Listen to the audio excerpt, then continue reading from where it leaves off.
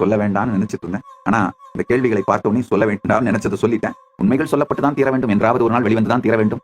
சனாதன இந்து தர்மம் சார்ந்த ஒரு சேவை பண்ணிடுறது அவ்வளவு சாதாரண வேலை இல்லை. ஒரு அலோபதி மெடிக்கல் காலேஜோ ஒரு ஹாஸ்பிட்டலோ நடத்துறதுலாம் ரொம்ப ரொம்ப ஈஸிங்கயா. இந்த வெஸ்டர்ன் எஜுகேஷன், மெக்கலே எஜுகேஷன் கொடுக்குற இன்ஜினியரிங் காலேஜ் அந்த மாதிரி எல்லாம் ஏதாவது பண்ணோம்னா யாரும் தொந்தரவு பண்ண மாட்டாங்க. அதெல்லாம் ரொம்ப ரொம்ப ஈஸி.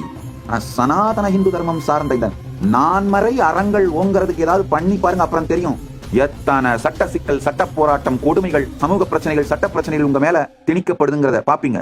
அதனாலதான் பெற்றோர்கள் சட்டப்படி பெற்று வளர்த்தவர்கள் உங்கள் குழந்தைகளை துவையடியார் சம்பிரதாயத்துக்கு அனுப்புங்க அப்படின்னு சொல்லிட்டு இருக்கேன். இதெல்லாம் பிராக்டிகலா எல்லாத்தையும் பார்த்துட்டு பேசுறீங்க. ஒரு சின்ன உதாரணம் சொல்றீங்க. நேபாளல ஒரு மிகப்பெரிய பூகம்பம் வந்து பலாயிரக்கணக்கான குழந்தைகள் பெற்றோர்களை இழந்து அனாதையானார்கள். எந்த இந்து சேரிட்டியும் அந்த குழந்தைகளை தத்தெடுக்க முடியல. குறிப்பிட்ட மதம் சார்ந்த சேரிட்டிஸ் மட்டும்தான் அந்த குழந்தைகளை தத்தெடுக்க முடிஞ்சது. எந்த இந்து சேரிட்டி அந்த குழந்தைகளை தத்தெடுத்து வளர்க்க முயற்சி பண்ணாலும் அந்த டீப் ஸ்டேட் எத்தனை பிரச்சனை கொடுத்து கடைசியில பாருங்க, அந்த ஸ்டாட்டிஸ்டிக்ஸ் எல்லாம் போய் ஸ்டடி பண்ணி பாருங்க, இன்டர்நெட்ல இருக்கு. இந்த இயற்கை சீற்றங்களின் பொழுது அனாதைகளாக்கப்படுகின்ற குழந்தைகளை எல்லாம் கூட எந்த இந்து சேரிட்டியும் அடாப்ட் பண்ணிக்கவே முடியாது. இந்து குழந்தைகளா இருந்தா கூட சரி, அந்த குழந்தைகள் இந்துக்களாக பிறந்தவர்களாக இருந்தா கூட சரி, அடாப்ட் பண்ண முடியாது. டீப் ஸ்டேட் உங்களை விடாது. யாராவது நீங்க தைரியமா எங்களால நடத்த முடியுதுன்னா எங்களுக்கு இன்ஃபார்ம் பண்ணுங்க. நிச்சயமா நாங்க பரமசிவன் அருளால பொருளாதார உதவி செய்யறோம்.